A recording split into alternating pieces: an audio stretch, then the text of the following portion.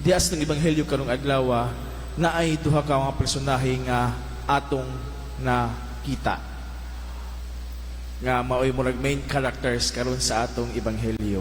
Una, diha si Maria. Si Maria nga naghatag og mikuhag tunga sa kilong pahumot nga mahal kaayo. Gibubo niya kini sa tiil ni Jesus. Ikaduha nga ang itong lantawon nga personahe nga main character sa atong nga ikaduha nga character sa atong ebanghelyo karon mao si Judas Iscariote. Diha sa duha ka personahe nga atong gibasa karon sa atong ebanghelyo, atong mapamalandungan kining duha ka mga klase nga pamatasan diha sa pagkasuod kang Jesus. Una, dito sa good news. Una, diha kang Maria. Diha sa iyang pagkasuod kang Jesus, iyang andam nga ihatag ang kung unsa ang pinakamaayo kaniya. Nikuha siya I don't know kung pinaka ba. Basta kay valuable kaayo nga butang kaniya nga mahal kaayo ug iya kining gihimo ug nga gihatag nga puno sa kasing-kasing nga manggihatagon. Generously gihatag niya ang pahumot nga mahal kaayo ug gibubuk kini niya sa tiil ni Jesus. Ug unsa may gipahid aron kini mauga ang iyang buhok mismo. Ang iyang buhok nga nagsimbolo sa dako kaayo kinig value nga sa babae ang iyang buhok. Ug kini andam niya nga itahan alang ngadto sa pagpangalagad kang Jesus. Iya kining gipahid sa tiil ni Jesus. Ug sayod kita nga kining tiil mao kini ang pinakahugaw na parte sa tao. Ilabi na sa panahon ni Jesus kay wala man sila mga sapatos, mga sandalyas lamang. Ikaduha, diha kang Judas Iscariote. Suod ni Jesus.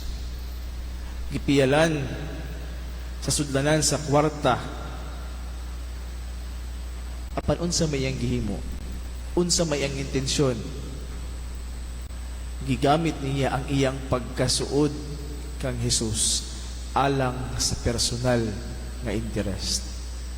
Gigamit niya o take advantage niya ang iyang pagkadisipulo ni Jesus, ang iyang pagkasuod nga na kang Jesus aron sa iyang kaugalingon. Ingon siya nga anong wala man na ibaligya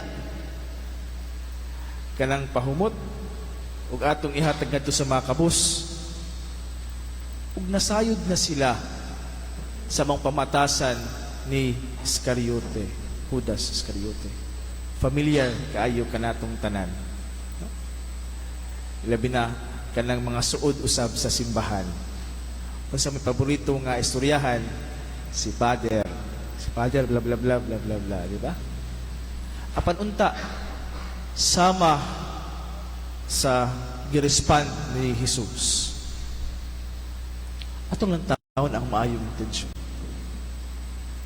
Atong lantawon kung unsa ang maayong ikadangat niini ngadto sa katawhan.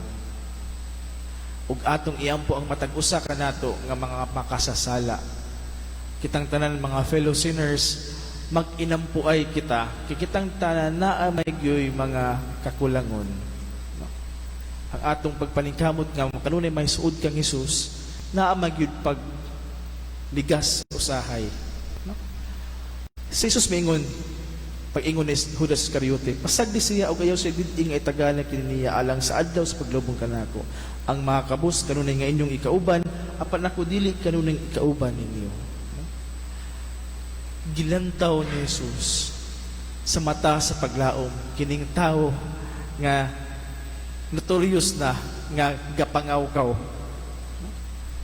Apan side sa istorya ni Judas Iscariote, dili siya sama kang San Pedro nga sa katapusan maayo ang iyang papel.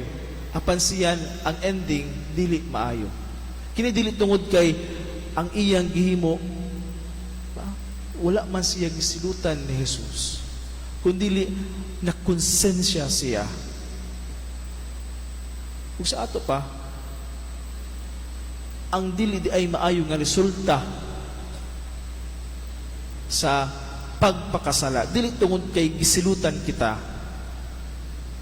kundi sa akong giingon na direct kini nga consequence diha sa atong sala.